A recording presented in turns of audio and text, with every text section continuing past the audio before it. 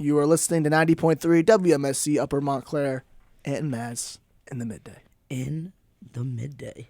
I started the show on a little bit of a somber note. A little sad because this week... A little sad. It should be big sad. Big sad, I should say. Because we had two legends go down. two legends in the sporting world are lost. Bill Russell. And Vin Scully. Rough. Bill Russell passed away, what was it, last Sunday? This Sunday, actually. Yeah. At the age of 88. And then Vin Scully, just last night, passed away at the age of 94. Two icons in their respective sports. Vin Scully, the broadcaster of the Dodgers for over 60 years. Bill Russell, 11-time champion, the first black head coach in the history of North American sports. He won 2 chips as a player coach. So not only did he have to be on the court, putting in that grind with everybody else, he had to legitimately lead the entire way. Yep. How impressive is that? Bill Russell is definitely a legend in the sport. Top 10 all time. One of the top 3 centers to ever play the game. We'll get to that. But that's a debate. But I will say this. He's the greatest winner of all time. Those Celtics dynasties, yeah. If it's not for him, we don't know where the sport's at. He definitely paved the way. And activism, too, on the other side. Oh, 100%. One of probably the first athlete who was an activist outside of sport. I mean, Muhammad Ali and him and Kareem Abdul-Jabbar pretty much paved the way for what we see now in the sporting world in terms of activism in the sports world. Yeah, I mean, when I think of activism and I don't know who necessarily started it, but I think of the those three. I think of the 2 gentlemen down at the Olympics. With the fist, know. Their names are escaping me because I got to be honest with you guys. I am not a big Olympics guy. Yep. I might be the only one in the studio that's not. I know everybody loves it. It's just not for me. I'm sorry.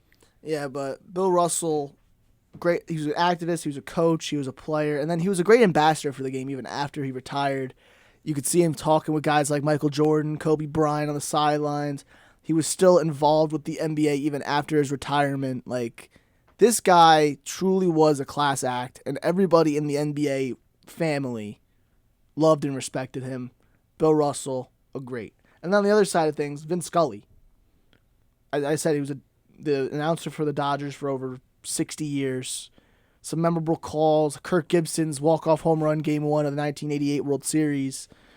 He was a standmark from Brooklyn to L.A. for the Dodgers. He retired a few years ago in 2016, I believe it was. Yeah, it was either 16 or 17. Yeah, and then he was, enjoying retired life, and it's just weird that we lost 2 greats in the span of just 1 week, in 3-4 days. It's just weird. Yeah, I mean, usually these things don't come like that, I feel like, honestly. I feel like it's sad enough when it's just 1, but to have, 2 icons in every definition of the sense, these guys were at the highest level. You don't get that to a higher level in their perspective sides, and it's just very weird to me that you have a player / coach and then a broadcaster go down. And both of them, kids around the world have dreamed of being either one of these guys. And for them to go down in the same week, that's just rough. Yeah, so Bill Russell, Vin Scully, rest in peace. 2 greats, 2 icons. And we just wanted to open up the show real quick, just giving them a quick little thank you, and appreciate them for what they did for all of us here in our sports world, especially guys like Vin Scully. He created the sports broadcaster, really, and what we do here today is, we probably wouldn't have this sort of field without. Listen, I'll tell you right now, I will never be the next Bill Russell. I'm not talented, not tall enough, not strong enough, whatever have you. I might have a shot at Scully. We'll see where this career goes. It's a long shot. I'm not saying that I'm gonna get there. I'm not saying I'm even in that league. I'm just saying the ceiling. That I'm much closer to that than I ever will be to Bill Russell. Yeah. Because I at least have the physical attributes. Okay, I am not 6'10". Maybe not even. Maybe not. I probably no. That's the dream. That's the pinnacle. Mazz, you have a very loud voice. Yeah. Vin Scully had a very calming, soft voice. I'm not so that. Maybe we can't be Vin Scully just because you could of be Gus Johnson. I mean, I just like yelling. Who doesn't like yelling? Also, the 2 track athletes you're talking about, Tommy Smith and John Carlos. Thank you. I appreciate you. That is absolutely right. What Olympics was that at? The 1968 Was it in games Mexico? Mexico in City. Mexico Mexico City. City. Yep. Thought so. Yes. I knew the place. And those guys got like taken away. Oh, right man, after. They There got was a kicked off the team whole- ASAP. Yeah, whole thing. I think there's one of them. I think is still alive, and he's still doing like activism and stuff like that. I mean, listen, all this stuff is not that far away. I know we're not a political show, but like, just for context, there's a certain case in America, the Emmett Till case. That's a tragedy. That's for you guys if you want to look it up. Like, bad history. The lady who was involved in that is still alive. So all these things with sports activism this is like Jabbar, Muhammad Ali, Russell. This is all stuff that is within somebody's lifetime that is still here today. This is not much long ago with all this stuff. And who knows where we would be if it wasn't for people like Bill Russell. Mm-hmm. All right? Like the two gentlemen in Mexico City. Like Jabbar. Like Muhammad Ali. But, we just got to keep working on getting better. But, fellas, we are a sports show. And we did have something major happen outside of the two tragic passings. Little positive note this time, though. Juan Soto heading to the beautiful skies of San Diego. You called it, right? I said Padres, I believe. Yeah, I think so. The Padres were the team from the beginning that was The front runner. the front It runner. made for, sense to me. I didn't think the Yanks were gonna do it. I think they could have done it for what was given up. Though. And What do the, you think, the Ed? Dodgers were also in there too. Of course, the Dodgers were always. I gonna would be not in have there. watched baseball ever again if that deal went Well, down. last year, the Padres and Dodgers were both the front runners to get Max Scherzer, and it was going back and forth for a while. Then the Padres originally agreed on a deal for Scherzer, and then the Dodgers came in last second and just pretty much took him right away. So the Padres were not going to get beat by the Dodgers for a second time. No, they did not. And they got Josh Bell, too. Yeah, they got Josh Bell on the deal as well, and Which kind of blows my mind. and Because also- it's like two all-star caliber players. yeah, Josh Bell's probably having the top 3 season as a first baseman right now. They flip. So Eric Hosmer's going to have to... One of them's DHing. And Bell is going to start every single day. Well, Hosmer's gone. Hosmer is gone. I completely forgot about that. He went to Boston, He went to Boston, right. but Will Myers is still there, so you don't know where he's. Luke going. Voigt is gone, so now I guess, Josh Bell's the everyday first baseman for them. Cronenworth... Well, the first baseman was Hosmer. Well, now it's Voigt going to be was Josh Bell, DHing, as I'm yeah. saying. So now it's Josh Bell, Cronenworth, Juan Soto. If Tatis gets back, scary. Machado. And Machado. Just having Soto, Tatis, Machado when healthy.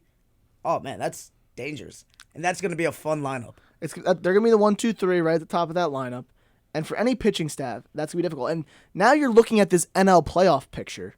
You see San Diego with the 3-headed monster of Soto, Tatis, and Machado. They trade for the best reliever in the Yeah, game and they just historically. they Josh just traded for Hader. Josh Hader the night before that, and they just extended Musgrove. Then you look at the Dodgers; they still have the scary lineup of Turner and Mookie And Betts. they add the greatest bat in the league, Joey Gallo, to that roster. Stop it. Yeah, you're gonna get me. Here's here, my Ruben. prediction right now. Joey's not going to do nothing for the Dodgers. He's going to move on to a small market team, and that's when his career is going to come back around. There's certain guys that just can't handle the big markets, and he's one of them. I'm telling you, he's going to be completely fine when there's no pressure on him. But being in that big market, he's just not going to be able to handle it. Yeah, he was like a 50 home run guy, 48 home run Yeah, guy. He was in a beast Texas. when he was in Texas, and then he comes to the Yankees, and it's like, oh, what happened? Yeah, so I But mean, we're now, used to that. now you look at the Dodgers. They got Mookie. They got The same squad, just plus Trey Turner. same squad plus Gallo, yeah, and minus who'd they give up for Joey? What do the Yankees get back in return? It was a minor leaguer. I understand. Just Clayton Beater. Clayton he was Beater, a yeah. pitcher. Oh, He's Prospect. amazing. exactly. So the Dodgers are still there. Then you look at the Mets. They just got DeGrom back yesterday. DeGrom And coming Darren back. Ruff. And not only did they get DeGrom back, like DeGrom is looking like he's back. Yeah. He looked like he hasn't missed a beat. Dominating performance. He was hit 102 last night. So after the deadlines, right? And obviously we have some more trades. We saw Mancini go over to the Astros. Vasquez to the Astros as well. Okay, the who Padres is actually looking like your favorites? The Yanks picked up some pitching And Benintendi. and Benintendi. Who are you? What are you thinking? Who's your favorite after the deadline here? I mean, you're looking at the lineups, hitting lineups. San Diego's got to be the best hitting lineup right now in baseball. Speaking of that, they also got Brandon Drury, who, Yeah. if you guys don't know, he actually is the best hitter in the league when it comes to off-speed pitches. Out of every single player in the league, he is the best hitter when it comes to off-speed. Imagine that. It's not even like a guy who's an all-star. It's not even like it's Soto, Bryce Harper, none of those guys. It's Brandon Drury, the best off-speed hitter in the game. San Diego got that. San Diego has. It's going to be an uphill battle for them since they're going to be a wild card team. And the Mets still have a very good lineup. In the playoffs, I trust good pitching more than good hitting. Okay. And it's going to be tough because the Dodgers also have really good pitching. That's what the Twins just went. They got 3 pitchers. They went and they got their closer. They also got Tyler Mahle. And they also got, I believe they got one more guy, Michael Fulmer. Yeah, the Mariners went and got Luis Castillo. I don't know if they're making a playoff push. Are you concerned for the Mets with the Contreras deal not getting done? Yeah. That was one of the things that I thought the Mets lost because they were also in on the market for David Robertson. And they lost him to the Phillies. Yeah, they lost him to their division rival.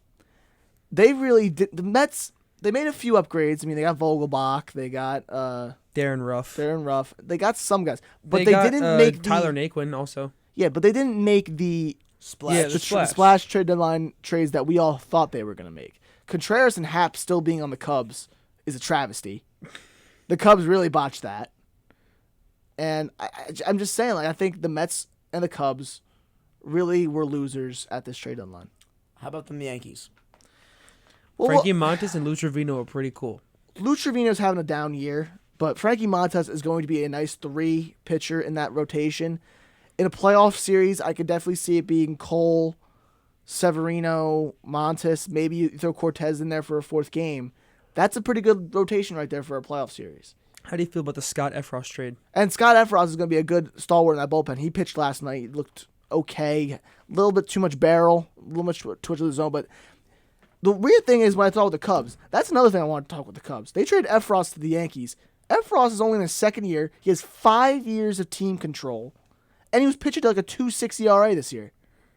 Why did they trade him for? And the Yankees pretty much gave up only like their. Hayden Wesneski. Yeah, he was like their Number third, 7. their 7th prospect. Yeah, number But he was like their 3rd pitcher or something like that. I'm like, that's really not a lot for a guy like that. He probably could have gotten a little bit more. So I didn't know what the Cubs were really doing at this trade deadline. Speaking of not knowing what they're doing, I got to be honest. The whole Montgomery trade with the Yankees still has me baffled. I don't understand it. I felt like they got really nothing in return. Harrison Bader.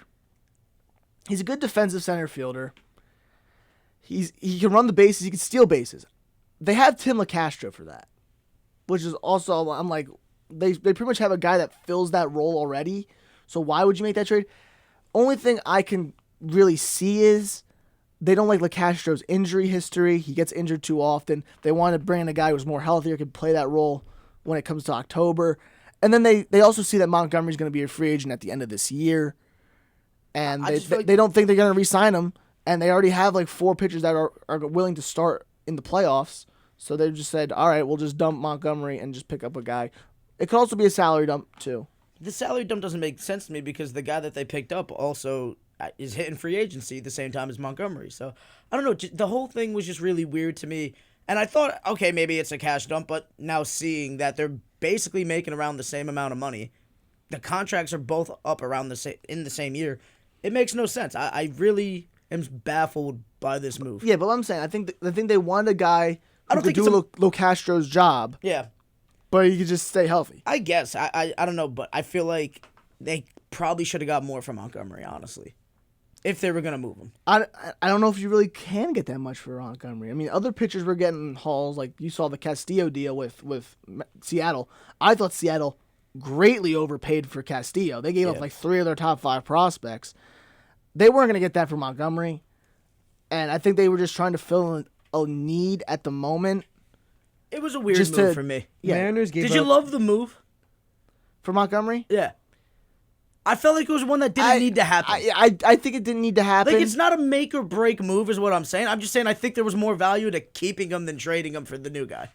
Yeah, I agree with you on that. Thank you. The Mariners gave up their number 1, 3, and 5. Yeah, Sheesh. for Castillo. They're just desperate to make the playoffs. They haven't made the playoffs since, 2001? Yeah. Really? I believe Seattle has Ichiro's rookie season. Seattle has the longest playoff drought of any MLB team right now. That is wild. And like the other teams, like I think the next closest team is like 2012, and theirs is 2001. Sheesh. So they're just desperate right now to make the playoffs. So I think they just threw anything they could to get Castillo to make a playoff push. But Noelvi Marte, who's the number one, I think he was the 16th ranked prospect in all of baseball. That's a lot. And then they gave up another two guys who Edwin Arroyo and Levi Stout. Yeah, like those guys are no prospects a given. We've said that time and time again, but all that for a pitcher who's probably had his best year in the last like 3-4 years. I don't know. He'll be pitching I think tonight against the Yankees. He'll make his Seattle debut, and we'll see what he can really do.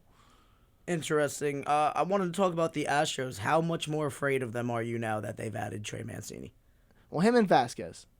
And they also Will Smith. Yeah, they swapped Will Smith for Jake Odorizzi. Which is nothing because they don't need Odorizzi, but a bullpen pitcher like Will Smith. Will Smith was actually the closer that closed them out in the World Series last year. Houston doesn't even need a bullpen pitcher. They already have Montero and Presley at the back end of that bullpen. And now they got one more. Yeah, and now they already have Will Smith. Astros just became every bit more dangerous than they already were.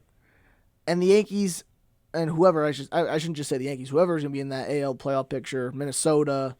Well, Toronto. Minnesota also made their moves. They got their closer, they got their setup guy, and they got another starter. So they made completely. They got Lopez pitching and moves. with Molly and Yeah, and they also got whatever the starter. I'll figure it out in one second. Michael Fulmer, the reliever. yeah, like teams got bolstered. Like this was probably one of the best trade deadlines I've seen in the last few years. Even Philly went off. They got Syndergaard, David Robertson, and Brandon Marsh. Yeah, and then who I was about to say someone. The Blue Jays, they got Raisel Iglesias, but they got someone else too. and they also extended Austin Riley. They got Whit to Merrifield too. Blue Jays, yes. Yeah. Not Iglesias. I thought you said the Braves. I don't know why. No, I said Blue Jays. The Blue Jays got a lot. They got Mitch White, they got Whit Merrifield, and Anthony Bass. Dude, Whit Merrifield is scary, especially to a team that already has a lineup of Vlad and Bichette and Springer. Yeah. Adding Whit Merrifield to that lineup makes it ever more potent. I still think Toronto should have made a deal to get a starter here at the deadline. I don't think they did. If they got Mitch White, they got Mitch White. He's like a starter / bullpen guy. Yeah, but I was thinking more like they should have been in on guys like Montes. Fair. Rodon didn't even get moved at the deadline. They should have got a guy like Rodon. If the Blue Jays got a guy like Rodon, I could definitely see them being big players in October. They might still be big players in October. You never know. Yes, but you really think they can win in a 7-game series against teams like New York and Houston? Nope. Even Minnesota? Nope.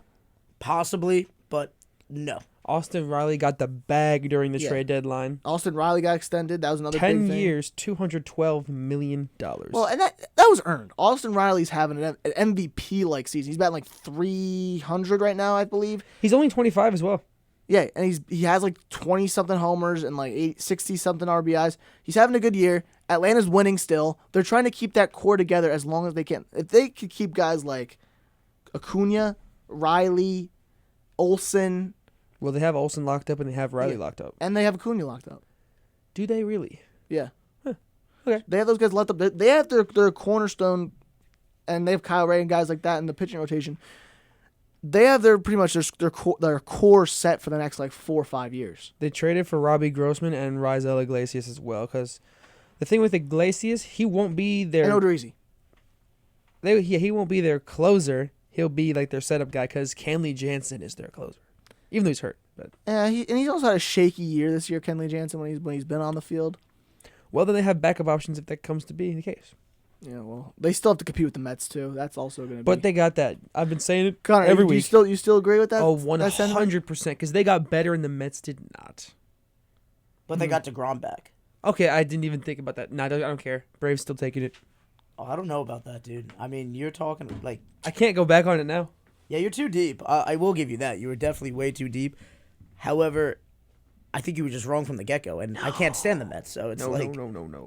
I'm not wrong. Yeah, absolutely. I mean, Connor, you root for the Marlins, you're wrong. No. And speaking of the Marlins, you guys didn't even do anything. They traded Anthony Bass for the Blue You didn't even Jays. trade Garrett Cooper. The Blue Jays' number 4 prospect is now a Marlin. Oh, Congratulations. You didn't even trade Garrett Cooper. They did not. congratulations. Just another guy you're going to build up and then try to move. He's a free agent. you You know what? Pablo? I'm going to be honest with No. you. And you didn't even trade Pablo. No. I'm going to be honest Come with on, you. dude. I think this was a win for the Marlins. Because every year, whatever they have, I feel like they're just constantly sellers. Keep something, build a foundation, And maybe in like 7 years you can make a run. Yeah. All right. Every year I feel like, Miami's got something special. Great. How do we profit the most off of it? Not this time. Don't get me wrong. They got rid of a bullpen pitcher, but he was an expiring contract anyway. They got him for a number 4 prospect shortstop from the Blue Jays and one other reliever. So it's cool. It's really cool. That's all they did, though. I'm making a bold prediction right here. Say it. Alcantara will not be on the Marlins after 3 years from now. No. If Sandy continues to pitch the way he's pitching, that's going to be a huge sweepstakes. Oh, yeah. Guys are going to be... Also known as the only great thing that's going for Miami will no longer be in Miami after 3 years from now. This is not right. You should take this back. Dude, I'm telling you right now, that's what's going to happen. Go ahead, Ant. In a few years... So When we're graduated, we'll come back to this one. The Soto deal just got done. Yeah. Padres have him for this postseason, next year, and the year after. So that means he'll be a free agent at the end of the 2024 season. Is there a chance that San Diego even keeps him past that, or is he just He didn't sign the extension with him? Not yet. Oh, It boy. all depends on 2 things for me. One, how healthy the lineup, like if Tatis is healthy and everybody's hitting and they're winning games, absolutely, it's a beautiful place. It's not necessarily like a large market like a Los Angeles or New York, but it's a solid market. It's a great place to be. I mean, that's a destination that professionals want to be at, I feel like, if they're winning. It's basically a tropical paradise in the United States. All right? But they got to be winning, and they got to be willing to, give him the bag because he's going to want enormous money. This is the year, I think. This is the year that San Diego has assembled the team. Yeah. They still got Soto. They got Tatis coming back, Machado, Will Myers. And then on the pitching aspect, you still got Musgroves having a career year, Darvish. And he got $100 million. And so I'm saying, like, this is their year. Do you really think coming up, if their pitching can sustain the next 2 years? Why not? Why not? I have faith. Blake Snell.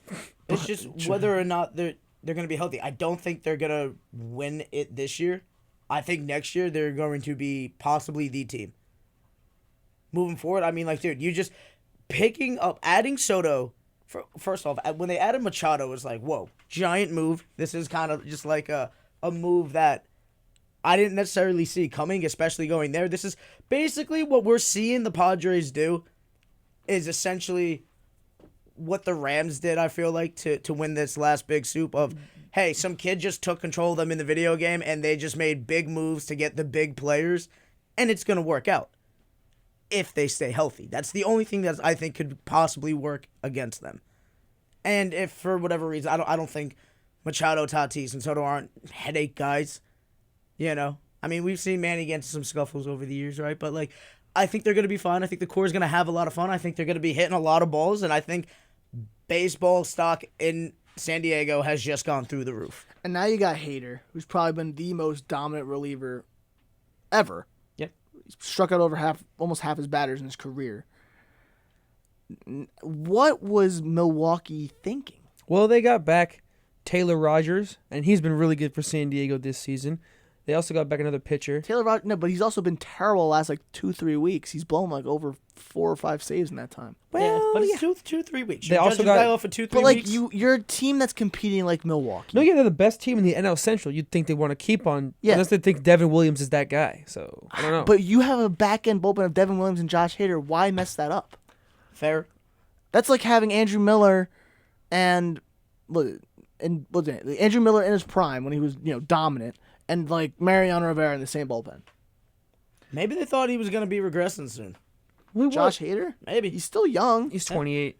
Well, they traded him for another They closer. got to who's been see really something, good. though. That's the thing. I'm not saying they're seeing the right thing, but they saw something and they went, okay, let's get out from under this now. And whether or not it's going to be the right move, I don't think it is. But they had to have seen something.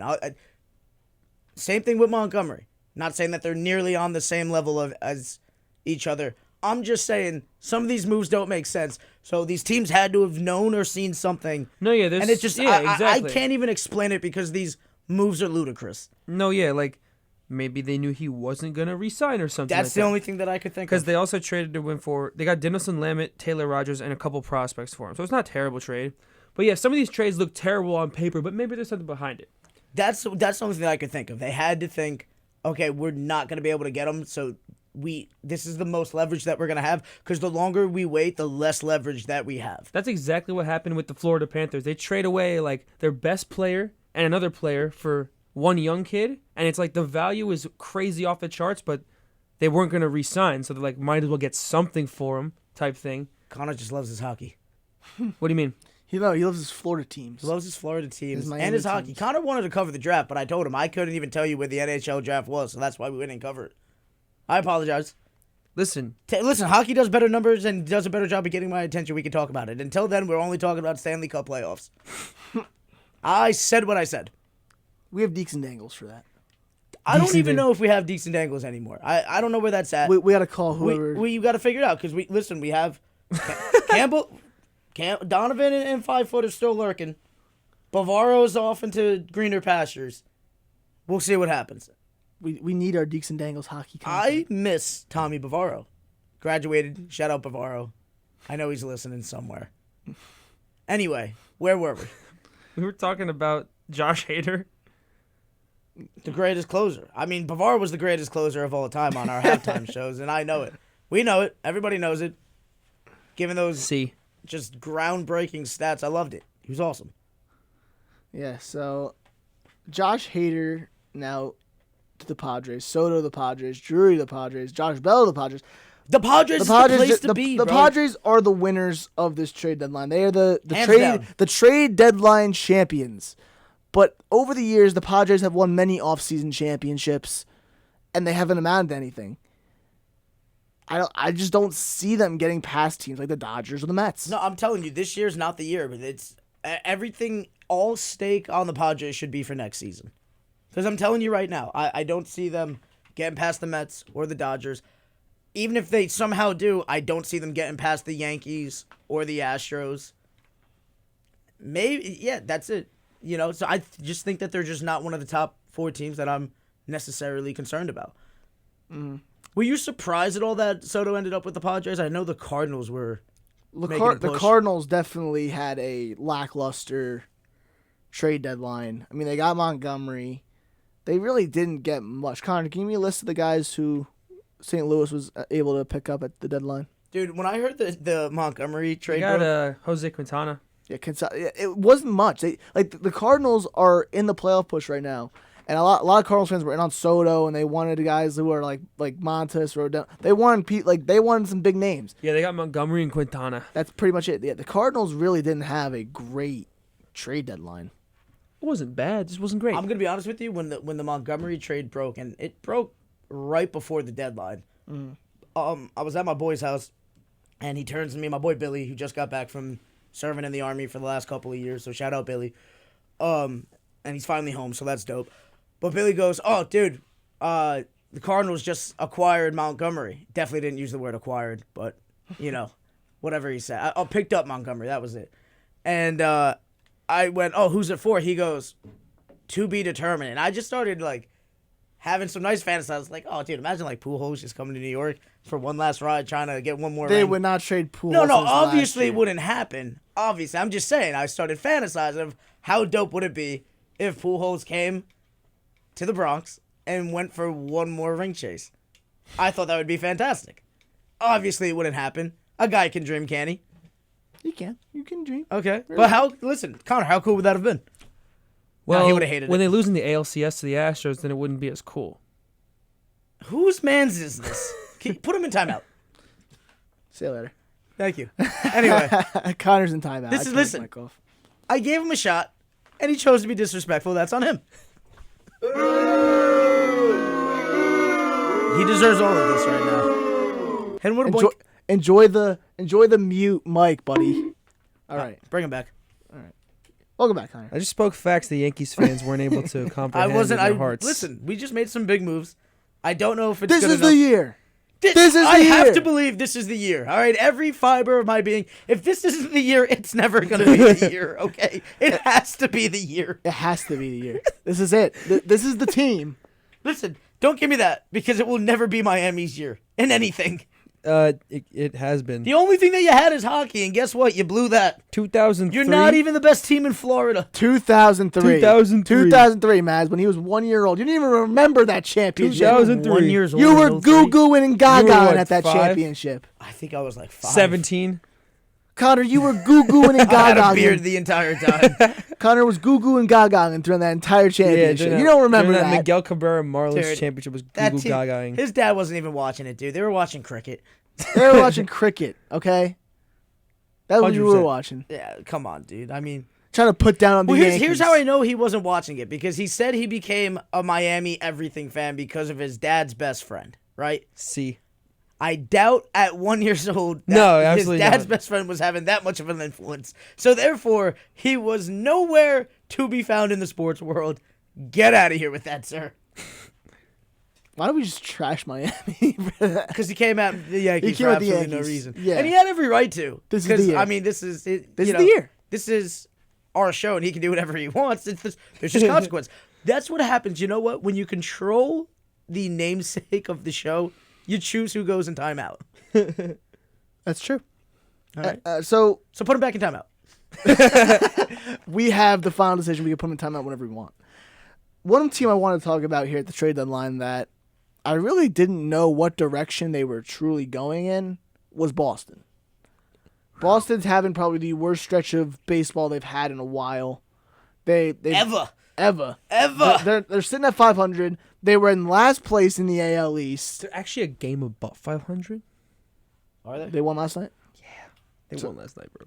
Ooh. So they're like 53 and they're 52. one game over 500. Dude, listen, I'm going to be honest with you. When we were talking preseason predictions, I had Boston in the World Series. All right? And I didn't want to admit it, but I was like, yeah, I could see that happening. Why not? But now here we are. They've done absolutely nothing. They haven't really acquired any pitching, so here we are. Did they even trade for anybody? They got Eric Hosmer And Tommy Pham, and Tommy Pham. Okay, fair. the guy who punched Jock Peterson Yeah, over. the guy Dude. who played- over Ugh, fantasy don't even football. get me started with that. What a schmuck. Yeah. So the schmuck. Over the fantasy, right? Yeah. Yeah. Yeah. Ugh, you're a grown man. Yeah. So Tommy Pham and Eric. They acquired Tommy Pham and Eric Hosmer, which makes them feel like they're acquiring talent to make a push. But But on the other side, they traded away Christian Vasquez, who was like a top 6-7 hitting catcher in baseball, and they were in talks of maybe trading JD Martinez. So I really didn't know what direction the Red Sox were really I think- going in. keeping JD was definitely a win for Boston. How so? I don't know, dude. I just feel like probably hasn't JD been like their top hitter? Devers. Has wow. been their top hitter. But that's what I'm talking about, like past seasons. There was one season where he was in like the top 3, like the MVP race. I don't know, dude. I feel like that core of guys, I mean, obviously they need to get better pitching, but I feel like the core of guys can work. It's just, it's the first year. They got some new faces. Story just got there this season. So, as much as I hate to admit it, I think Boston's going to be fine in the long run. They just have to keep on looking to acquire pitching. And also, JD's a free agent at the end of this year.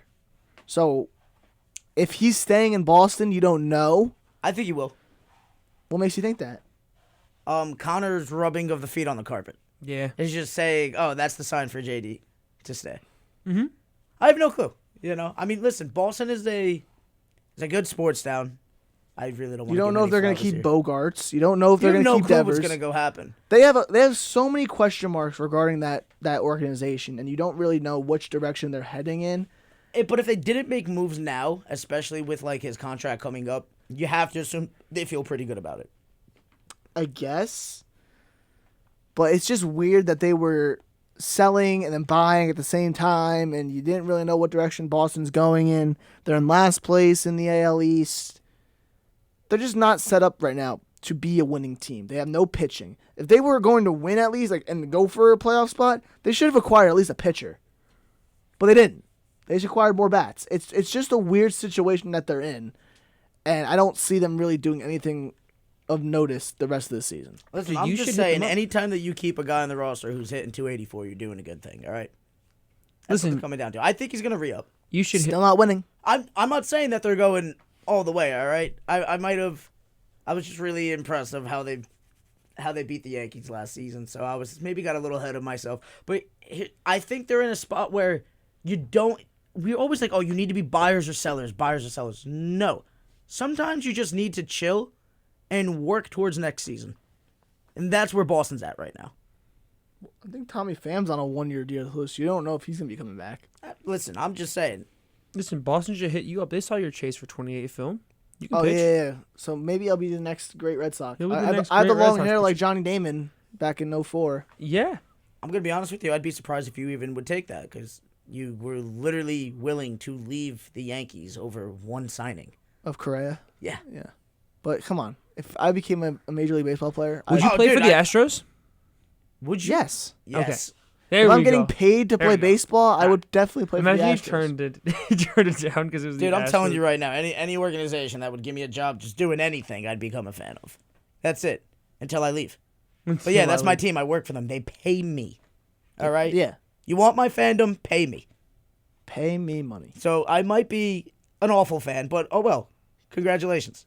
Feed my Money's- family. Money talks, man. Money talks and everything else walks. Everything else walks. And you can take that to the bank.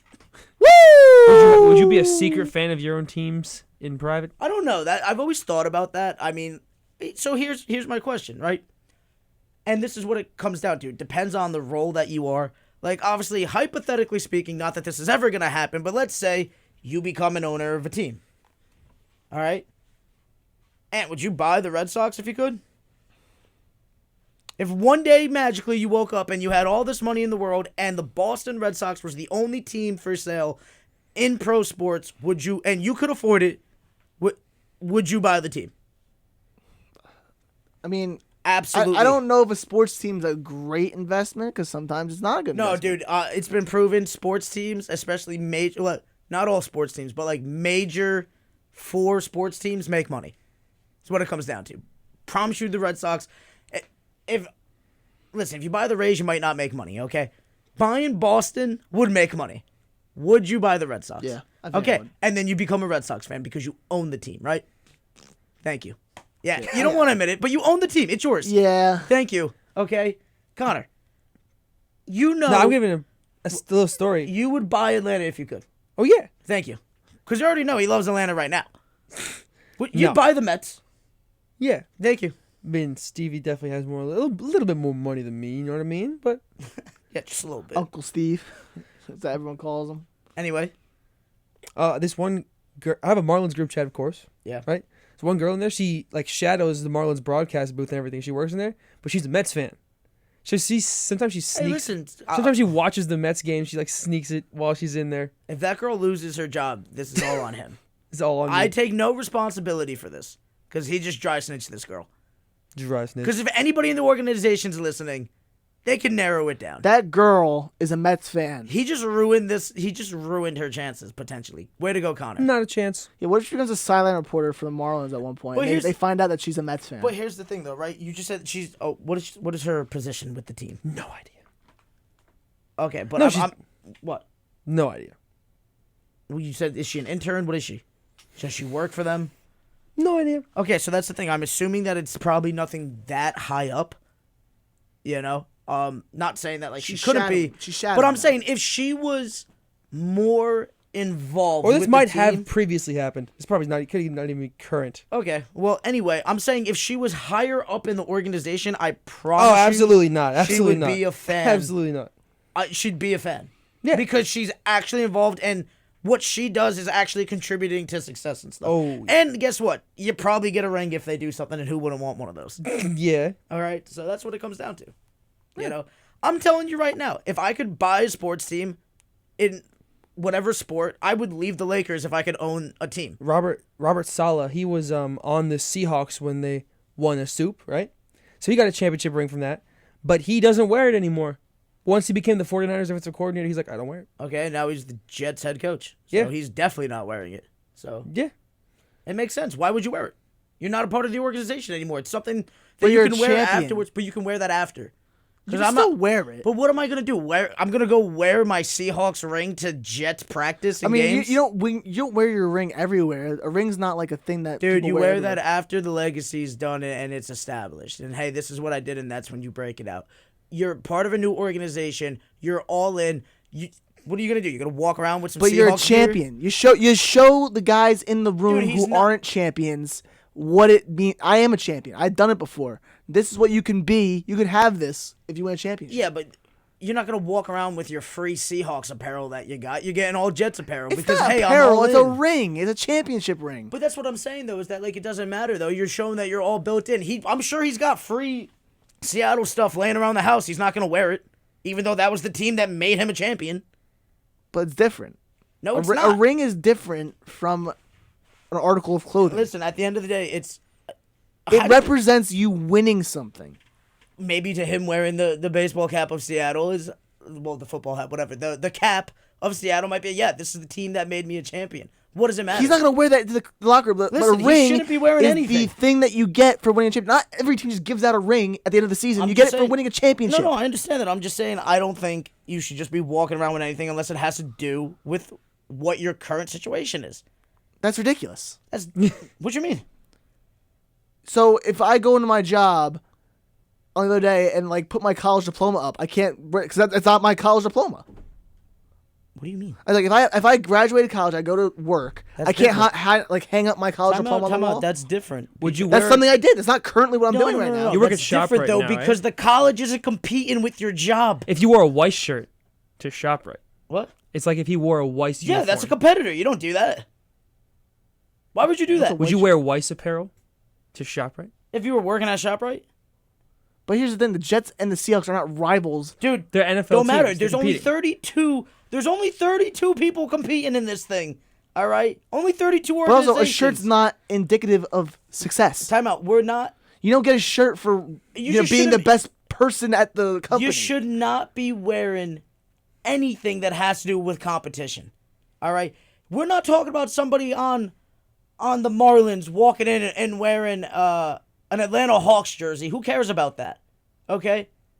We're talking about direct competition with the organization. There's only one champion at the end of the season.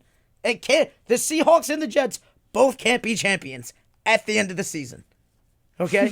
So no, you shouldn't be wearing nothing. So you can't. You can sit there keep and your say, ring? I got a ring, you don't. You can bring that up anytime you want, but you don't sit there and walk around with your Seattle ring even though you're the face of the New York Jets front office organization. I think you can. I think that's shenanigans. I think that's ridiculous. I think if I was the It's owner... an accomplishment. It's different from wearing the apparel of a team. It has the logo on it. But it's a representation of Connor, your let me ask you accomplishment this. in the past. Yeah. it's like a diploma. No, it's like, not. Yeah, yes, no, it it's is. not, Yes, because it is. has the logo on them.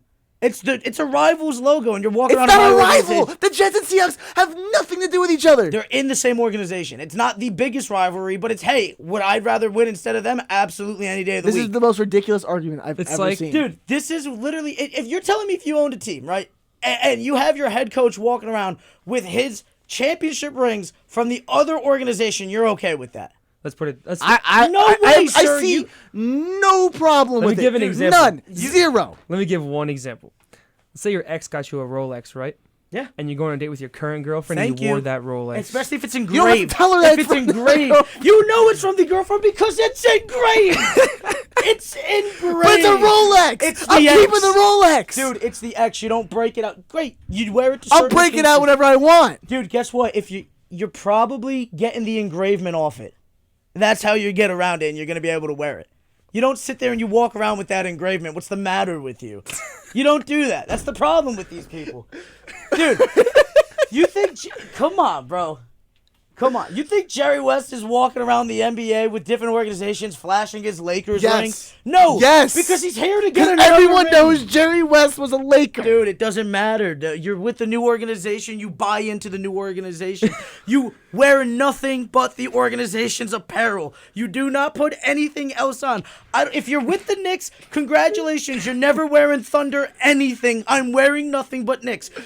Until I get a new job. After it's all said and done, it don't matter what I wear. I'm not affiliated no more. But when I am currently working for them, you are all in or you ain't here. And if I was an owner, congratulations, I'd have you taken out faster than Charles Oakley at Madison Square Garden. Which was ridiculous. He should have never got thrown out of MSG. But just know it would be that fast if I was the owner. All right. And I'd have better reasoning than they had for Oakley getting thrown out, all right? I don't see a problem with a guy wearing a ring. And for that's past just game. wrong with you, all right? That's because you're soft. Charmin Ultra, you're better than this. You're Charmin better than this. Ultra. Stop. Charmin Ultra. I'm flashing the ring if I go into my next team's locker room because I show them that I've done it Well, before. I promise you right now, I'm not the owner of that team, or you're fired, sir. All right. I don't care if it was Greg Popovich. I don't care if it was Bill Belichick. You do not walk into my organization and wear another team's logo. You don't do that. Disrespectful. All right, before we... If anything, how are you on the opposite side of this? You literally said if the Yankees signed Altuve, you're gone. I remember a story like this. It was some NFL head coach wearing a championship ring of a different team on the sideline. Schmuck. Was it Mike McCarthy? I that don't did know, that? but you're gone. Was it? It was. It some might have coach. been. That's a Mike McCarthy move, and guess what Mike McCarthy is? Schmuck. But you said the Altuve argument that I wouldn't have Altuve on the Yankees. He's a cheater. There's different from a cheater No, he's and a guy who won a championship He's a the rival. right way. He's a rival. But he's a cheater. He's a rival. He's a cheater. So is your favorite pitcher, bro. Okay, never got caught. Never You just got him. Dude, Never You just caught him on the podcast. I just got him. You just I got him. him. On to the next one. What's our next? I can't do this anymore. I'm gonna have a heart attack on air. Please go to the next topic. All right, before we close out our baseball segment, we're going to talk We didn't even about... talk baseball for the last 10 minutes there. What was that? That was What was that? What was that? My man just said I'm just gonna roll up with my old organizations. You making the X comment? Fantastic. I love that you did that. I thought it would be the best Hey, way listen. to make Sometimes sense. somebody just catches it. Apparently today was Ant's segment to catch it. All right. All right, so... You know what? That was a schmuck move. And speaking of schmuck moves, go ahead, buddy. There you go. All right. So Aaron Judge is on pace for over 60 homers this season. Apparently, he's on pace for maybe the Barry Bonds record. What's he sitting at right now? He's sitting at 43 right now. Still a lot of games left. I don't think he gets it done though. It's definitely a long shot. I think He's beating Maris though. He's I beating think the he's AL gonna beat record. Maris. I think he's gonna end up. If I had to guess, 68 to 69 home runs. 102 I'm gonna say games in. 66. 102 66, games in, and how many home runs? 43 in 102 games. He's got 93 RBIs, man. Oh, that's like averaging Monster. a home run once every 2.5 games, let's say. So, So one it's homer every not- like 7 at bats. So it's not the Barry Bonds number that's not the record, but it's Where do you think he's gonna end up though? in the 60s. Yeah, obviously we established that, but give us a number. Make a prediction right now. I'll tell you right now. My number's 68. And what are you at? 65? 66. 66. Okay. Well, let's go 67. Oh God, he's that guy. He's that guy. He only did that because we had legitimate thoughts here, and he just went, "Oh yeah, I'll just take the layup." Schmuck. Schmuck. Speaking of schmuck, You know what? 70. where are we going here? We going to You can't change your number now. 70. No, too late. No, you're locked in at 67. Man, come on. You're that guy. All right. You all did right, this I'll to be that guy. yourself. I'll be that guy. All right. We're going by Price's Connor, Rice rule, real right? quick. There you go. All right. You love the boink. I do love the Bonds. One more time, please. Where we go? No. Where we go? Where we We're at? talking about Aaron Judge. So, do you think he's going to break the record? No. Does anybody think he's going to break the record? I'm sure there's some people out there. If he breaks it, does the disdain of 72 go away? I think so, absolutely, because, listen, if Judge is on something, I wouldn't be surprised, all right? The guy's a monster. 6'7". Every time I turn around, there's a 400-plus home run hit, all right? But I got to be honest. Everybody that's like, 72 is not the real record. It absolutely is. Okay, because someone still had to hit those home runs. The entire league was taking steroids at the time. Get over yourself. All right? I hate to break it to you. Your favorite player somewhere cheated. All right? Your favorite player. Guess what? Michael Jordan was wearing shoes that was outlawed by the NBA and paid the fine, but he was still cheating technically. Bill Belichick got caught, brought in a professional lip reader and was spying on people's practices. Definitely cheated. Tom Brady's got Deflategate, even though that's got nothing to do with him, but that's still a mark of disdain on the record for quote-unquote cheating. All right? The Astros straight up cheated, but still got to keep the championship. Guess what? People will cheat for as long as there have been sports, and it doesn't matter because everybody's doing it. There should still be consequences, but think about who your favorite player is. Congratulations. At some point in their life, they cheated. We've all cheated. Everybody, Math test. something Something. all over the place. And just like that, Connor admitted, and he is out the campus. But you know what I'm saying? It's like, oh, 72 is not the real. It's not the thing. Maris, this is more important. No, it's not. Barry Bonds did it. Barry Bonds did it. And arguably a tougher ballpark. Look at that San Francisco Giants stadium, the AT&T Park that he was playing in that year. Yeah. Right field is like 410 down the line. That's insane that he had 72. Down the line, definitely in the gap. I don't know. Did if you ever 410 see down that the line. stadium? Down the line? But it's not like 410? every home run was hit at that stadium. Gotta be half of them. Yeah. Debatable. Who knows? Half your games are at home, dude. What if he was just hitting home runs in away games? We don't know. What if he was just cranking 3 home runs in away games? You have no clue. I don't know. I wasn't there for it, but I'm just saying he did it, right? Mm-hmm. At the highest level where everybody else was cheating, and we know everybody else was cheating. Get over yourself. Not you, Barry but like Bonds whoever's belongs in complaining the about Hall. that. Barry Bonds to the Hall. That's where we're getting at here. He's never gonna get there. Because now his time's passed. Well, isn't there like that The Legends Committee, the Legacy- Yeah, that's not gonna be for like 20 years. Oh wow. If you don't get in your first 10 years, you're never gonna get in until like the Legends, which is like 20 years down the line. That's ridiculous. The Baseball Hall of Fame voting is ridiculous. Well, I'll tell you right now, we're going to start our own Hall of Fame, and my first inductee is Barry Bonds. And Roger Clemens. The Ant and Mazz in the Midday Hall of Fame. We should like just rent out a space on the wall here in the studio and Yes. just make it the Ant and Mazz in the Midday. And we just each Hall of Fame. each month we'll just put a new Hall of Famer. The first inductee is Barry Bonds. Every dog of the week automatically gets in. Every dog of the week. Any schmuck of the week automatically comes off. No, we'll have a Hall of Fame and a Hall of Shame. Hall of Shame. Okay. And the Hall of Shame will be all the schmucks. So here's of the my week. question to you: Barry Bonds to the Ant and Mazz Hall of Fame. All in favor, say yay. Yay. Yay. Thank you. First inductee in the Ant and Mazz Hall Don't of worry, Fame. Barry. We got you. Somebody had to get you, and it's us. I'm P. sorry. Rose. Yay. Yay. Yay. Okay. I'm sorry. Somebody had to come get you. I'm just sorry it had to be us. Yep. All right. On to the next one. All right, so that's the end of our baseball discussion for today. Moving on, football training camp going full throttle. We're less than a month away from preseason games. Only a few weeks. I believe it's like 2 weeks, isn't it? Yeah, till preseason starts up, man. Football is coming back. How 2 excited are we weeks? doing? Definitely. Congratulations. How you guys feeling? I feel like the Cowboys are going to disappoint me. Again, what else is new? Hey, Dolphins are coming. August The starts. Dolphins are not. What are they coming for? Third place? Second. Wild card spot. You're insane. No. You're insane. No. We won't have a month without football until February.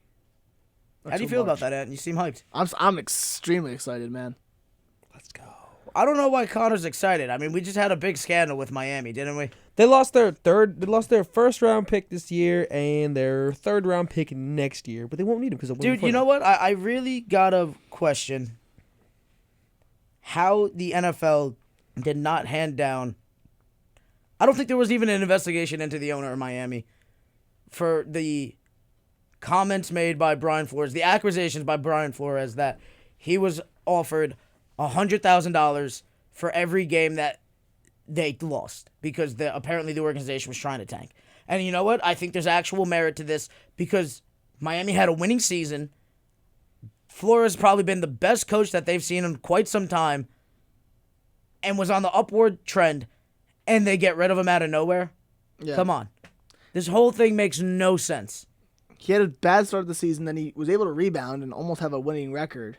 I think he did have a winning record, didn't he? Didn't he go like Was he- 10 and What was the record? The 9-8. last year? Yeah. 9 and 8? They went 9-8. 1-7 to 8-7 to 9-8. Like, come on. Like, he rebounded. He should have been able to keep his job. And then think about this. This whole Dolphins investigation started from Bill Belichick texting Brian Flores instead of Brian Dable. Well, I think, wasn't that for the Giants, though? Yeah, because Dable got Yeah, the... it was for the Giants job. But he texted Flores saying, "I think you got a job, man." Realizing it No, was the he wrong said way. congratulations on the job the day before. That was for the Giants. So that scandal's okay. with... Flores has been involved in 3 different scandals, and he's done nothing wrong in either of them. The first one being getting fired out of nowhere. All right? And that's just ridiculous. Number 2 is him saying, yeah, I got fired because I refused to tank because the owner offered me $100,000. The third one was that before Flores was even interviewed, They hired Dable. supposedly it was known with Bill Belichick knew, sent a congratulatory text to was supposed to be supposedly Brian Dable, but sent it to Flores. Now, whether or not he did that on purpose, I don't know. I wouldn't be surprised if the god of football just wanted to stir the pot a little bit and just went, oh, this isn't right. Hey, let me text the wrong guy on purpose because the Giants didn't do their due diligence of even giving the guy an interview. They were giving him the interview after Dable was already known to have gotten the job. So that's 3 scandals in one offseason for a guy who's done nothing but improve and been a quality coach. And now he's sitting there with the Steelers in some kind of, I think he's the linebackers coach, to be honest with you. And it's a job that is, he's much deserving than that position. But shout out Mike Tomlin for giving him a position so this guy didn't end up blackballed like other people. Yeah.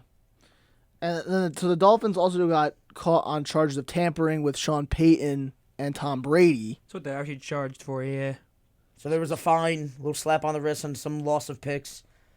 But I want to know, did come out and say that, oh, there's no merit to this? I mean, you had a legit accusation from a head coach, and I feel like nobody's even looked into it because this is what the NFL owners do. They just band together and they just, oh, we're going to be okay. How do I think they do this? Because they've been protecting Dan Snyder for the last decade. Well, now that Dan Snyder, affected their pockets. Well, Dan Snyder's going to be. But the wife still owns it. No, but there's a trial going on right now. I don't know what's going to happen, but that's from the U.S. government, though.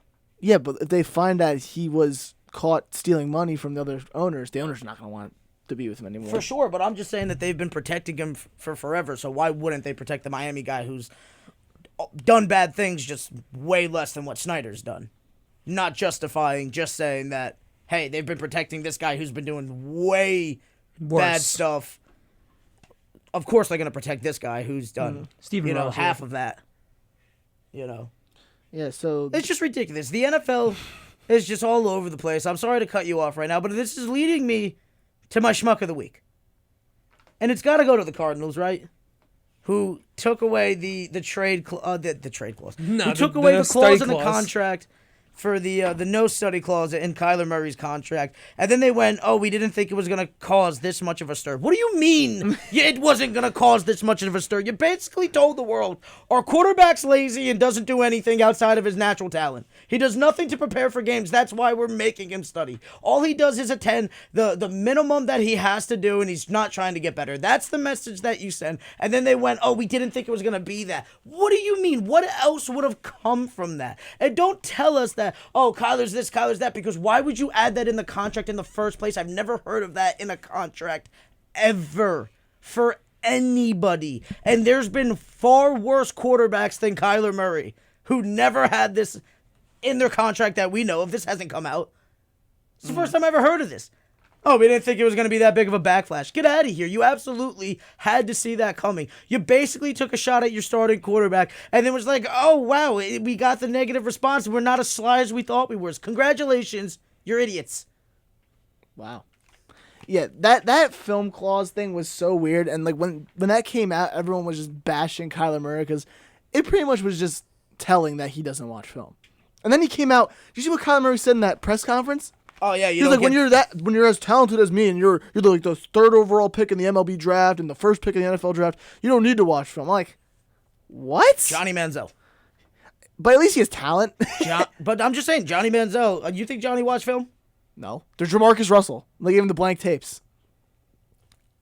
He said that he was doing, I watched Blitz Blitz packages. They were blank tapes. They were blank. They got to do that with Kyler. So I hate to Give him break blank it to tapes. everybody, because what has Kyler done in the NFL, really? He hasn't made playoffs. Winning Hasn't done offensive nothing. Oh, no, rookie he of the made year. playoffs once. Okay, but he hasn't done much. He won an So, offensive rookie of the congratulations. year, made some You Pro Bowls. absolutely could make it to that level that he's at without watching film. It's called pure talent. That's what the kid has. Guess what? If you want to take the game to the next level, you watch the film. So, Probably yeah, it's true. on him, but I'm more so blaming the Cardinals because they were like, oh, wow, this was more negative than we intended, and we probably just ruined the relationship even more so with our quarterback who signed the contract. He had no problem with it until the backlash came out because, like, you guys made me look like a clown. You absolutely did. Now, whether he did that to himself, that's on him. Here's the thing. he doesn't watch film. Who knows if he read the contract? So he probably didn't even see that. That's probably why he agreed to it without even reading the contract. Come on, dude. You know his agent definitely read the contract. This is not Lamar Jackson who's representing himself. But guess what? I'm sure Lamar 100% would have read the whole contract because he is representing himself. And he watches film. Yeah. You know, so, Unlike Kyler Murray. apparently, we don't know about that yet. But the only thing that I do know in 3, 2, 1, you were listening to 90.3 WMSC, Upper Montclair, and Mazz in the midday. In the midday. And here at the midday, the Cardinals just got a schmuck of the week. Congratulations Boink. to the Arizona Cardinals. Longest applause ever. And you get a bonk. It's a boink, not a bonk. It says bonk number 2. That is definitely a B-O-I-N-K Is it a sound. boink or is it a bonk? Hey, listen real quick. Bonk. I think that's a boink. Connor, is it a bonk or a I think boink? it's a bonk. Maybe See? I'm wrong. 2 bonks to 1 boink. If that's where I lost here today, I'm doing okay because you two have been killing me these last couple of segments. All right, No, I'm this- still not over me. your ring. We're not going back No, to it. listen, that's worse than anything I've said so far. You said Miami, and before we go on there, all right, Sir Cupin of House, Sir Connor of House Cupin over here, turns around and goes, "Oh, Miami's not that far from winning a big soup. They just need to fill half the roster." 4 positions is not half the roster. Dude, it was like 5, and it was 5 major It's positions. 4. Like guard, they need guard, they need a second wide receiver, a running back. They don't need a second They wide don't need a receiver. second wide receiver. They need a quarterback. Yeah, they need a quarterback. They need a line. They have Teron Armstead. A Who's your running back? Defensive tackle, Gaskin. No, their running back is not Gaskin. Who is it? They have Chase Edmonds, Raheem Mostert, and Sony Michel. Chase Edmonds a 2. Raheem Mostert's a 3. Sony Michel also. And Oh, Gaskin. they got Sony Michel. Oh man, No, I agree. they're going all the way, baby. They need a guard, a running back. They're going all the way to that vacation Guard- in the Bahamas. All right, that's guard- where they're Cancun. going. Wherever the Dolphins are going to swim with the Dolphins while the big soup's being played because they ain't gonna be there. All They're gonna be in right. SeaWorld. Listen, they need a guard, running back, pass rush, and quarterback. So they need everything. That's 4 positions. Yep. Connor, it's not happening. It's just not. I'm not saying it was. I'm saying They if need they a new get those owner 4. too. Apparently, somebody that Yeah. actually wants to win. They Yeah, could and use that that. doesn't tamper with other teams. Schmuck. About to play pair So Brady with we Peyton. just went through the schmuck of the week. Are we going right into dog of the week? I think we gotta go right into dog of the week. Did you decide I decided who? Aaron Rodgers. What? For what? So there was a comment last week. Devontae Adams came out. They were saying, "How's the transition been from Aaron Rodgers to Derek Carr? Are you doing it well? How's it going?" And Devontae Adams came out and pretty much said, "When you go from Hall of Famer to Hall of Famer, it's always gonna be a tough transition." And everyone was like, "Dude, are you really saying that Derek Carr is a Hall of Famer? Like, what's that all about?" Like, and then they played together in college, so maybe it was just a little bit of hyping up. And I think he's just trying to hype up his new quarterback. So Aaron Rodgers was asked. Alan Lazard just came back from injury. My God. So Alan Lazard, they're You're like, not gonna sit there. so when Alan Lazard came back, they're like, "How's Alan Lazard really been in the offense?" He goes, "Oh, well, when anytime you go from a Hall of Famer to a Hall of Famer, This is enough to win dog of the week for you. it's gonna be, dude, come on, that is cold blooded, Dude. Devontae Adams pretty much just compared Aaron Rodgers to Derek Carr. So Aaron Rodgers was like, "You know what, buddy? I'm gonna compare you to Alan Lazard because that's how much I don't need you." And Aaron Rodgers has shown time and time again that he doesn't need elite talent to win football games. And he's pretty much just said, "You know what, Devontae? I don't need to win with you. I don't need to win with you. I can continue to be the elite Yeah, I quarterback could that I've continue to been." get knocked off in the playoffs before we get to the So big what's one. Devontae Adams going to do in Oakland or Las Vegas? My bad. What's he going to do in Las Vegas? Probably more. Not going to win anything. I think, you know what? I'll say it right now. The Raiders are going to go farther than the Packers. I don't think so. They're playing in the toughest division in football. I know. They're not even gonna win the division. They're gonna be in last place in the division. We'll see. Last. I'm going to be honest. I like the Vegas roster more than I like Green Bay's. That whole division could make the playoffs. I just wish they had a better quarterback, honestly. I'm just saying, Aaron Rodgers throwing shade at let me ask you Devontae a question. Adams. Let me ask you a That question. is dog of the week material. Let me ask you a question. If you were to swap Rodgers with Carr on those teams, because that was a possibility of we talked about Rodgers ending up with the Raiders before everything happened. I can't believe he's still in Green Bay, to be honest with you. But if you were to swap Rodgers with Derek Carr, where do you think that team would be in the division? But Derek Carr on the Packers? Yeah, no, we know that's going. Oh, Aaron Rodgers on the Raiders. Yeah, that's what we want to know. Oh, they could win the division. Yeah. So that's what I'm saying, dude. That it's a solid roster, and I don't think he's going to, but who knows? Maybe Derek Carr can ball out. Elite quarterback play elevates a team I'm from with a you. last place team to a first place team. No. That's a lot of pressure there. An elite quarterback can take a last place team and make them a first place team. But you don't need an elite quarterback. But here's the thing, though. If Patrick Mahomes was not the quarterback Chiefs, let's say Carson Wentz is the quarterback of the Kansas City Chiefs. Where are the Kansas City Chiefs this year? This year, because they lost talent, awful. Yeah. Because I'm a little concerned for Patty this year. But here's my even question to you. Even last year, if Carson Wentz was the quarterback Goff got the Rams pretty far. I'm pretty sure they played in a big soup with Jared Goff. Did they but not? they were already did. a first place team. I'm saying a last place team with an elite quarterback can be a But first now place we're team. talking about the Raiders, who added arguably, in my opinion, the second best wide receiver in the entire league. They still have a good running back in Josh Jacobs. Hunter Renfro's still there. Darren Waller's still there. You still have a decent defense. Who knows? So if Derek Carr can just be manageable, and just be slightly above average, But we're I think saying, they'll be all right. listen, we're saying Aaron Rodgers can make the Packers a first place team still. Yeah. If Derek Carr's on the Packers, where are they? Oh, nowhere, because there's nothing around him. That's exactly what I'm saying. No, an and elite I'm with quarterback could take a last place team and make them a first. That was all I was saying. I don't think this is necessarily a last place team. I think this is a solid roster. Who's in this division? You got the Chargers, The Chiefs and the Broncos. That's a very tough division. you're gonna call me crazy. I think the Broncos are in last. They could be. They could. It's Russell Wilson. Yes, If Russell Wilson comes out and he's Russell Wilson from 2-3 years ago, they're not in last place. but he has to be Russell Wilson from 2-3 years ago, and that's yet to be seen. Denver's a hard place to play. yeah. It's harder to breathe up there. I'm sure he'll be used to it by training at the end of training camp. We saw Jerry Jeudy dropping a couple balls at training camp. Were you saying the Raiders have a decent defense enough? I'm pretty sure it's pretty good, isn't it? I mean, they have a great pass rush. They have Max Crosby and Chandler Jones. They have no Exactly. secondary. They have no secondary. They have no just interior have Abram, defensive right? lineman. They have like 3 guys on that defense. All they got is Denzel Perriman, and then they got Max Crosby and Chandler Jones. Don't they have Jonathan Abram? Yeah, but Listen, he's he's not even top 20. But is it the worst defense in the NFL? Definitely one of the worser defenses in the AFC. Definitely. We'll see. I mean, listen, out of everybody that we just named in that division, listen, the Chiefs don't have a great defense. That's true. They lost Tyrann Mathieu. Okay, You're does right. the Broncos have a great defense? They have They're Surtain. okay. They Surtain. They're okay. They're They probably lost Kyle Fuller. They're probably at this. They're probably at the same level or a little lower than the Raiders. The Chargers have the best defense. Oh, they have the best pass rushing duo you could think of. And they have Joey J.C. Bosa Jackson and Derwin James in the secondary. Yeah, so that's it. That's why the Chargers are the clear favorite to everybody because They have a complete offense- team. Yeah. Well, I don't know because the last time they had a complete team, they had no special teams. That's literally what cost Well, them games. who's the kicker now? I have no clue. You think I know the kicker of the Chargers? Is the Money Badger gone? Yeah, Money Badger's The been gone. Money Badger's gone. Yeah, I forgot who it was last. Connor? year. I think I had him for a time. Kicker? It's okay. We're going to figure this information out at the moment because I know it was Michael Badgley.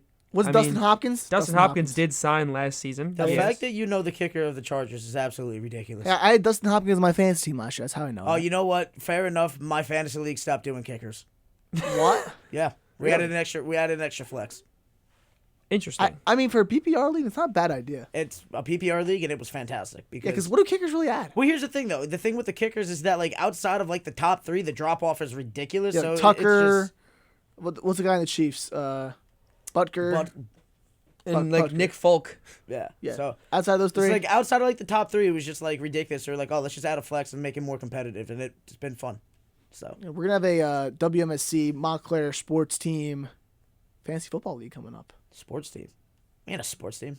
Like Like the sports team, like the WMSC sports team. The sports broadcasting team. Yeah, 'Cause whatever. we're not athletes. Look at us. You know, we got the lineman here, Mazz. the Kyle Lowry here. we got the Cross country runner, Connor. I never ran cross. We got the Left bench, Anthony. left Capone. bench center fielder. You know, And then there's Johnny the Greek. Listen, let's be. He's not even on the roster. And then there's Dana Moyer, the The center, manager. and the hockey player. Jordan John Louis, The greatest greatest hype athlete man. to touch a basketball. No, have Two-run you single. seen the step back? Yes. Listen, if it wasn't for him, if it wasn't for his performance, you guys might not have beaten the Bang Peach Monarchs. Oh no, we were winning that game without that. But he still provided a clutch base hit, 2 RBI. So this is what I'm two-out saying single. is, bro. But me and Ant are on the bench these days. Connor might get the field just because of the speed. The rest of us, it's Cam Martin's the only one that's taking a field these days. He's Coach Cam. He's not even taking the field. He's Coach Cam. Is he not playing? Well, he's playing football, but he's Coach. He's Coach Cam. He's Coach Cam. He's coaching the team. So congratulations. We're just a bunch of schmucks sitting around talking sports. Because we couldn't play it ourselves. And that's what I'm hoping to make a career out of, because we can't play it ourselves. But you know what? Just because you can't play it doesn't mean you don't know it. It doesn't mean it's not fun to have these We got the conversations. best team in WMSC. Oh, yeah. It's all coming together. You guys just lost Johnny the Greek to the frat. Nah, he's coming. No, we're gonna win him back. Don't worry. Yeah, we'll see. He. But come on, Chase for 28 is going to be Chase for 29 coming up this year. Oh, dude, the Chase for 28 name it should be Chase for 2. All right, well, coming up, we're going to take a quick break here on Mazz in the Midday. But coming up, Deshaun Watson verdict just got released yesterday. We're going to go a little bit into that. I cannot wait to put that behind us. And Let's go. And a couple of big wide receiver extensions in the NFL. And then we're going to have a little bit of NBA talk, maybe a nice little list for you guys. So stay with us here on Mazz in the Midday on 90.3 WMSC Upper Montclair. Oh, yeah. Yeah. Welcome back to 90.3 WMSC Upper Montclair and Mazz in the Midday in the second hour. SDS. Midday. Estoy es midday. I am midday. I am Midday. Little Spanish lesson for all you people out there listening to Ant Mazz in the Midday. Shout out Artie Amini and Jonathan from Match Week. We have to shout him out every week. Hey, you know what? I feel like every week we shout out. Besmir and Dayon can get the shout out too. I miss Yeah. the Match two- Week's on its final week of not being on vacation. I can't wait for the 2 hours of Match Week to come back to programming. Big fan. Big fan. You can listen to it if you want to. If you want to. If you want to, they're all over the place. You know where to find them. The name's Match Week. Do what you want with that information. So, back here on Mazz in the Midday, in other football news, the big football news that came out this week that we haven't touched up on yet, the Deshaun Watson verdict finally came through. 6 Yeah, we've game never talked suspension. about this. We've never been covering this. Yeah, I mean, it's not like We the just only- haven't been talking about this the last month, and plus it just won't end, and it finally end. And you know what? 6 games.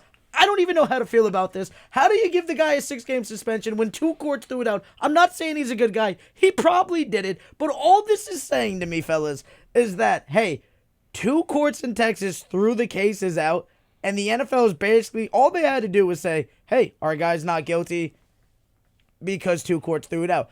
This does nothing but tarnish the guy's legacy even more. And it's basically like, oh, congratulations, law enforcement got it wrong. But we're going to say that he's wrong. But we're still going to employ him, even though he probably did this awful thing. It makes no sense. Everybody looks bad. The NFL looks weird. Deshaun Watson, I don't know. I'm not there. This entire country's been built off of innocent until proven guilty. Is what it's supposed to be. Okay? Not always the case, as we know from historical stances. But that's what it should be now.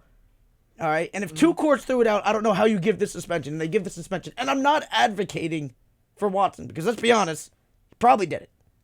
Yeah. All right, but this is something that's almost impossible to prove.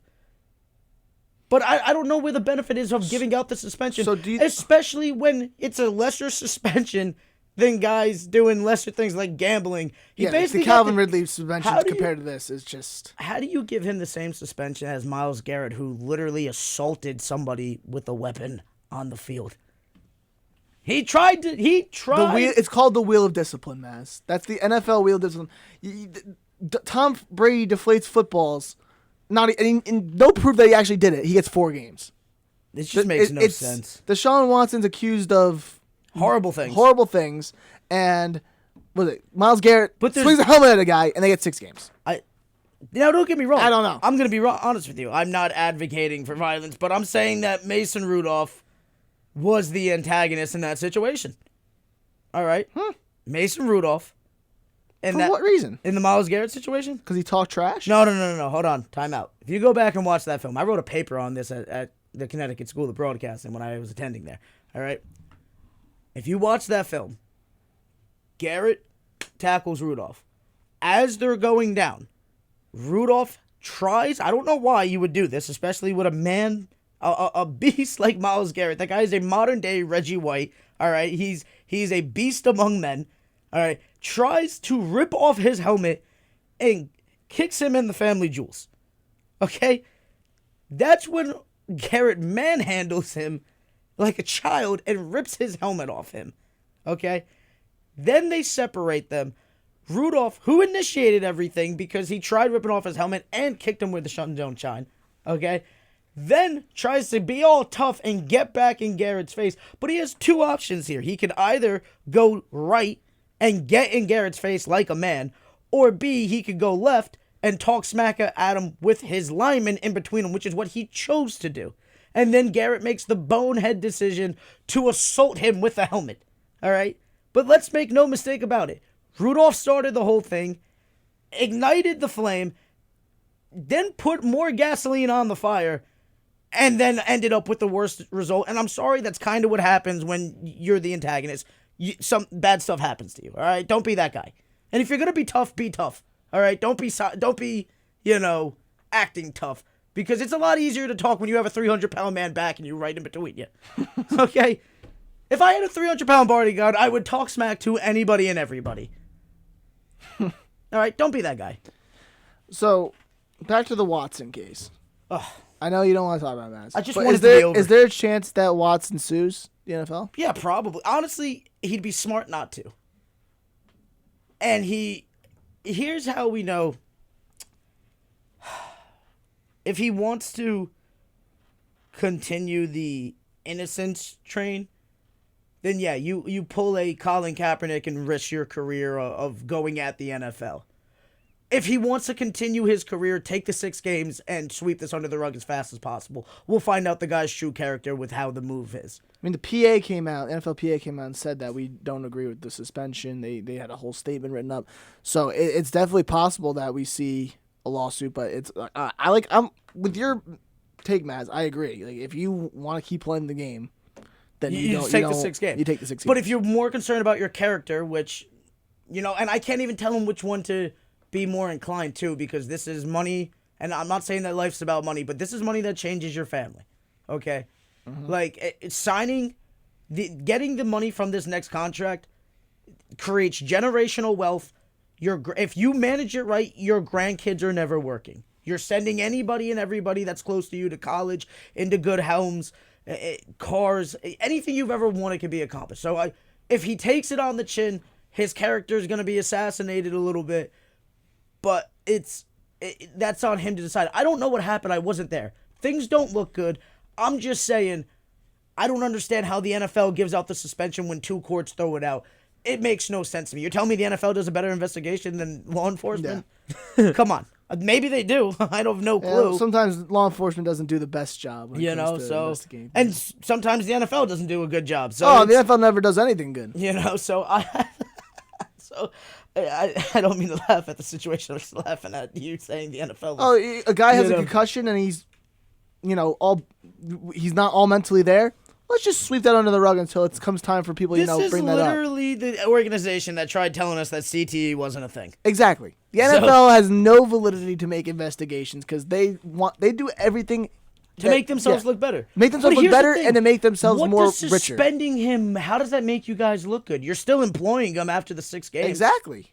So if it's just one of those, like, I don't want to say like participation trophy, but it's not even a win. It just makes everybody look weird. Everyone looks bad, and then he's gonna come back on the field week 7 against the Ravens and tear things up, and everybody's gonna forget about this. Exactly. It's gonna be talking about how Lamar Jackson is this and this, and somehow this is gonna go on Lamar Jackson for not being able to beat Deshaun Watson, even though Deshaun Watson's given a much better roster. That's what's gonna happen.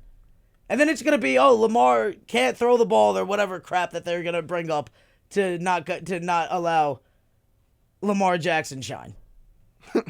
Because Lamar Jackson's a good quarterback. He's top 10. I just don't know. I know he can't get it done with this Ravens roster. Okay. Yep. So thanks. I apologize. All right. That came out of nowhere. That's what's going to happen. He's going to come back. Whoa. What was that? Connor just had to like freeze for a second there. That was scary. Yeah, my bad. But you're the one who brought up the Ravens. So I said that's what's going to happen. And somehow this is all going to... The attention is going to go onto Lamar for no reason. Yeah. So a couple of wide receiver extensions got finalized. Deebo Samuel and DK Metcalf both got signed to their or re-signed to their respective teams. Deebo Samuel of the San Francisco 49ers got signed to a contract that was, pretty. It actually has, I think it has a few like contract. It like, has rushing incentives. Yeah, even though he incentives. said he doesn't want to be playing running back, you're definitely going to be seeing him utilized all over the place. Yeah, I mean, so it's a 3-year, $73.5 million deal, and for a guy like Deebo Samuel, It's who's worth probably a top 5 receiver in football, Yeah. that's a good And deal. a solid running back. He's probably gonna be so $73.5 million for 3 years. That's about what 23, probably 26. I'm not a math major, so give me a second here. I'll say 26, 73 27. divided by 3? Yep, 24 and change a year. that's pretty good value for a guy. That like is Deebo great Samuel. value, and you also have to remember, too, because we've talked about Debo on multiple lists of being where does he rank top 10 as a running back, where does he rank top 10 as a wide receiver, is he even top 10? But they're paying this guy as somebody who can do both, and that's a lot of value when you can plug a guy into wherever you need him. He can play the slot. He can play outside. He had a rough going in the beginning of his career. Like we didn't know where he was really slated to be. Then last year he pretty much had a career, which it's a little scary giving a guy money like Deebo Samuel, who's had one really good season. Oh yeah, it's always the scariest thing. You don't know if he's gonna keep that success sustained for the next couple of that years. is always the worst thing, is to give some guy a ton of money when they've only had one good year, but sometimes you have no choice, so you have to go ahead and do it and hope for a it guy works like out Deebo for the Samuel, best. if Deebo Samuel continues what he was doing last year, Yeah, of it's course, a great worth it. deal. Well, we're starting to see these like Swiss Army knife kind of guys like really come to fruition, because he like Debo and like how do you say the name? Is it Cordero Patterson? Cordero Patterson. Cordero Patterson. Like these are guys you can basically. There's somebody else that I'm missing that's also grouped in with these guys. I guess TJ Tyreek Hill did that. No. Nah, not really. I can't remember who it was. What team? I thought it was the Bears, but I'm pretty sure that's where That's Patterson Tariq Cohen? was. No. That's where Patterson came from. There was somebody else, and I can't remember. But there's like Laviska Shenault. no. He Somebody, does do that, yeah. Yeah, but those guys are like anyway. My point is that not to the level that they're doing it though. My point is that guys are. We've always talked about like positionless basketball. Well, we're really seeing guys just be able. If you could be utilized anywhere, think about this. You're a team, right? And you got some decent wide receivers and a running back, and let's say you got two decent running backs. Right. If one of those receivers go down and one of those running backs can go play wide receiver, then it's like I didn't lose anybody. So it's fine. That guy is so much more valuable to me than a guy who might be a little better than him at that one position but can't play the other position. Yeah. I'd rather have a Deebo Samuel than have a Amari Cooper. And right now the 49ers. Well, And Deebo Amari Samuel's Cooper's- better than Amari Cooper regardless. Yeah, but you know what I mean? You rather Okay, have name me somebody that's better than Deebo. Devontae Adams? No, because that's elite. Okay, I well, said what slightly about better. Tyreek Hill? AJ Brown. I'd rather have Deebo than AJ all day of the week. All right. All day of the week. Yeah, because Deebo provides more in that offense. AJ Brown's AJ's he's the injury better prone, wide too. receiver. Yeah, but AJ's the better wide receiver, but he's not that much better of a wide receiver in my opinion. And I can still plug Deebo at running back. You take Patterson, right? I will take Patterson. I can't. I'm like blanking on wide receivers. Oh, over a DK Metcalf. Tyler Lockett. I would take DK Metcalf over. I'd probably take DK over Patterson just because I think he is that much better. All right, what about Keenan Allen? No, I think Keenan Keenan Allen's elite. He's so good. He's so elite. That guy is slept on all the time. What about T. Higgins? All right, yeah. He's number 2 though. Higgins is number 2 receiver. Yeah, but Higgins is really good too. I probably would rather have a Patterson though, honestly. DJ Moore. Boom. Yeah, absolutely rather have a Patterson. Okay, there. Terry McLaurin. Terry McLaurin I'd rather have. Yeah, McLaurin. All right, I understand. Yeah, I see what you mean. But there's just some guys like hey, they might be better than you, but this guy brings more value in terms of just being able to plug him in. Debo or Justin Jefferson? That's No, What? come on. That's a Jefferson's stupid elite. question. And Debo's not elite? Justin is Debo- Justin's the second best receiver in football. Yeah. Is Debo not up there with those guys? No. I don't think Justin's the second best wide receiver in football. Yeah. Debo I think or it's Devontae, Diggs, then? Justin Jefferson. Debo You or are Diggs? disrespecting Cooper Kupp right now. Cooper Kupp doesn't like Justin Jefferson does what Cooper Kupp Triple does. crown. Okay. Just He's single-handedly also won doing this it big with soup. OBJ and Allen Robinson. Who went down with an ACL? Robert was next to him. They had injuries. OBJ was all right. He had weapons next to him, dude. And guess what? When they really Justin needed Jefferson it does in the what Cooper big Kupp game, does. Justin Jefferson does what Cooper Kupp does. Runs routes. He's more physical. I He's will faster. tell you right now, Cooper I'd Kupp rather will have Justin have more Jefferson. yards and more touchdowns. Put Justin Jefferson in that Rams offense. He does what Cooper Kupp does. I don't know about that. That's debatable. Listen, no one's ever been able to do it. How can you say that? Nobody's ever won the Triple Crown. Triple Rice, Crown? Yeah, Triple Crown. Nobody's ever won the Triple Crown in the same season. Jerry Rice is the only person to ever do it in multiple seasons. So how can you say that he brings that when nobody's ever done this? I just think Justin Jefferson has the same skill set as Cooper Kupp and can do it the same thing. I don't know, dude. I think this guy's And the you're best basing wide off of receiver. one season. I'm going off. I don't think he's repeating what he's doing again. I'm not saying he's going to win the Triple Crown. I'm saying I think he's going to have more because of the acquisition of Robinson. I think there's going to be less pressure on him. Cooper Kupp also has injury history. I think Justin Jefferson's younger. I think Kupp is going to have more yards and more touchdowns. I don't know if he's going to have more receptions necessarily because I think splitting it with Robinson may be a factor there. But I do think he'll have more touchdowns and more receptions, more receiving yards than your boy Jay Jetta. I think Jetta's is going to be better. Yeah, we'll see. All right, and then another receiver got extended over the week, and that was Poor DK. DK Metcalf staying in Seattle where there's no one left except for him. That's Who's throwing to him, dude? DK it. Metcalf? Drew Lock. Drew Lock. Drew I was Lock. thinking Brock Osweiler. It's either Same guy. It's either Drew Lock or Geno Smith. It's not looking good, whoever it is. It's a 3-year, $72 million contract extension that signs him through the 2025 season. I mean, listen, you got Of that total, $58.2 million is guaranteed. good for him, He's got a bag, man. dude. I think it's the most guaranteed ever from a receiver, right? Is it? I don't know, dude. He's a freak of nature. I think he could be the best wide receiver. His hands got to get better. Exactly. He I helps think too I'm much. gonna be honest. I think the route running needs to be better. Yeah. You know, he has all the raw material. Like if you just say, build me a dream wide receiver just off a look, it's him. He looks and He's him, bro. When's the last time a receiver's looked intimidating? That guy's physical build, it's like if you stand next to him, it's like, wow, T.O. that's it. Yeah. You know what I'm saying? That's the last time I can think of one. Where it's like you look at that guy and you went, wow.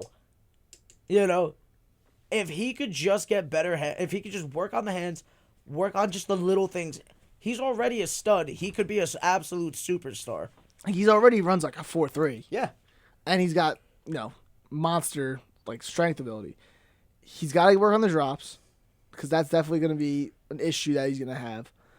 And I think, like you said, route running is also going to be something that And some things are out of his hands. I mean, Carson's not there no more. Wilson's not there anymore. Is Lockett still there? Yes. Yes. So he's going to have Lockett still on the other side. But to no help one him. throwing to him. But sometimes a good receiver can still put up numbers with a bad quarterback. We've seen it with guys like Josh Gordon Yeah. and Calvin Johnson. Yeah, I shouldn't say Calvin Johnson because Matt Stafford was more than capable at the time. But there were other receivers that Brandon Cooks. Yep. Brandon Cooks consistently puts up Brandon numbers. Marshall. Yeah, they consistently put up numbers every single year, even though they have terrible quarterbacks. I still think DK could be that guy. I'm with you. I think DK is going to be fine. If I'm them, I'm looking at calling up OBJ to come play quarterback for me because we've seen him throw some passes that are probably He's going to be better than already Drew on Lock. the Saints, sadly. Did that happen? When did I miss that? We did not cover that. Did we? Did we ever talk about It it? was like 3 weeks ago, right? I don't remember It's been this. a while ago. I had no clue that happened. Yeah. How it's much him money and did he get there? It's him, Olave, and Juice. Juicy Landry. Miss that guy still. Wow. Yeah, but he's not going to be playing until Yeah, Odell what- tore his ACL in the chip, so, he's got to figure out. in But what's the suits. contract? Is it a minimum? No, I don't think so. I mean, you got injury history. Yeah, but you're OBJ.